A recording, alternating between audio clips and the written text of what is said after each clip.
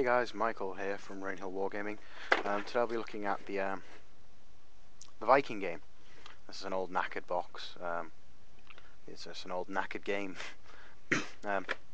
So inside it, printed on the top of the box, is the instructions essentially. So it's got what the different tiles mean, how you take pieces, and then just a bit of background information on the game. So it's its historical background. Viking game must rank as one of history's great board games. Most popular during the Dark Ages, Northern Europe. So yeah. So the set comes with the blacks and the whites.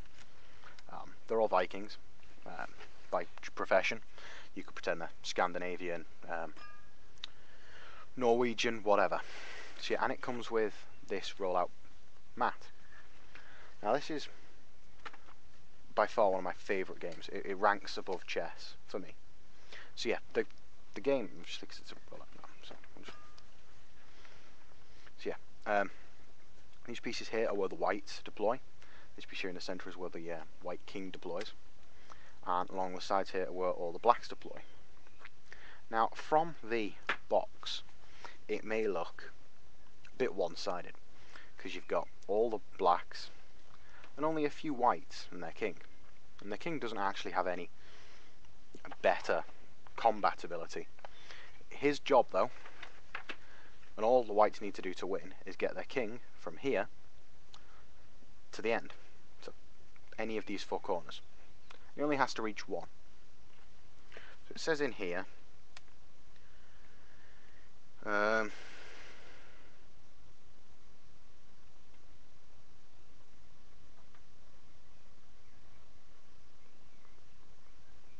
so yeah, the objectives of the game are of the dark side, to capture the king before the king can escape to one of the points. So yeah, and the thing is, the rulebook says it all, and I did want to just check that, because this being YouTube, of course, you're about to get a lot of flaming for saying the slightest thing wrong. But yeah, the white king just has to get to one side, and you may think, oh, that's a long time, but he moves in straight lines as far as he wants. Every piece in the game moves like a rook from chess. So they can move by as many squares in a line as they want. So now to take a piece in this game, you have to have one piece on either side of him. So if the setup was like this and I moved this black piece here, the white piece will be taken. However, if the setup was like this and I moved the white piece here, the white piece wouldn't be taken. If the setup was like that and I moved the white piece here, both of these would be taken, because there is now a man on both sides. There is no limit to how many guys can be taken by one move. So if you were unlucky enough to have it set up like that, putting him there would take all three pieces. However, once your opponent does that, two guys next to each other are nearly impossible to take. A block of four are impossible to take. The king, because he's a bit stronger than his fighting soldiers, requires an enemy to be on all four sides. So on the lid of the box, it actually clarifies this. The king has got a nice diagram here. The king on all four sides. The attackers make the first move. Obviously, because they're attacking, it's the element of surprise. The king is captured by boxing it on all four sides. He can also be captured by being boxed in by the attackers on three sides and by his own central square on the fourth side.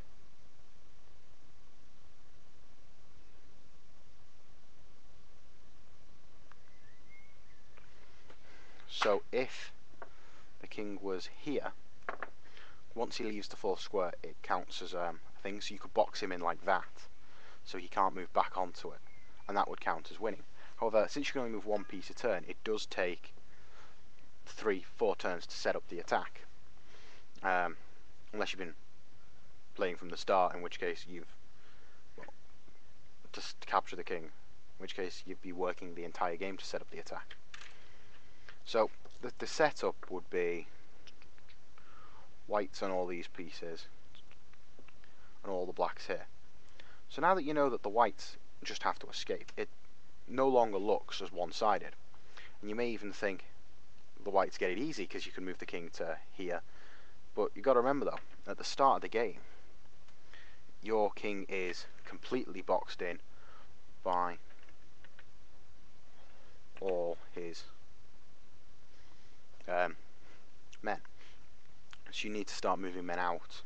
And as you move men out, they become vulnerable. So a man on his own can quickly be taken by the enemy. So if you moved here, you could try and quickly get the king out. Once the king gets there, he can't go back to that space, and he can be boxed in against it. He can't be boxed in against the corner pieces, because you'd have to take him on 3 sides.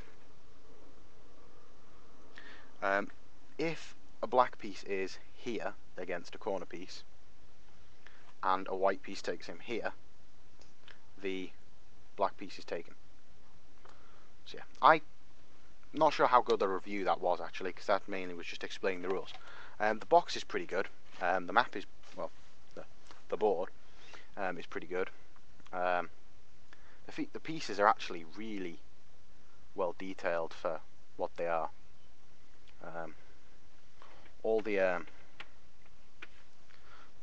Vikings on the enemy team have got different like shit hats. So if you're like me, your OCD kicks in and everybody on the same one has to have the same setup of hats. So yeah, the defenders also have them as well. But yeah, I think it's just a damn good game. It as far as what you get in the box and what you need to play, it's fairly well done, and I would give that out of a 10, probably a, well, it's a 10. It's got everything you need. Everything is in there. The rules are in there. Nothing really needs clarifying.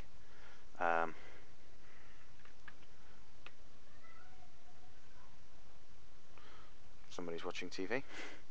So yeah, as far as time taken to understand and get good at the game, you're looking at a couple of games playing as both sides. You can't, I wouldn't say exclusively play one side only. So you're looking at about 4-5 games really to get before you stop making basic mistakes, and then probably a further, like,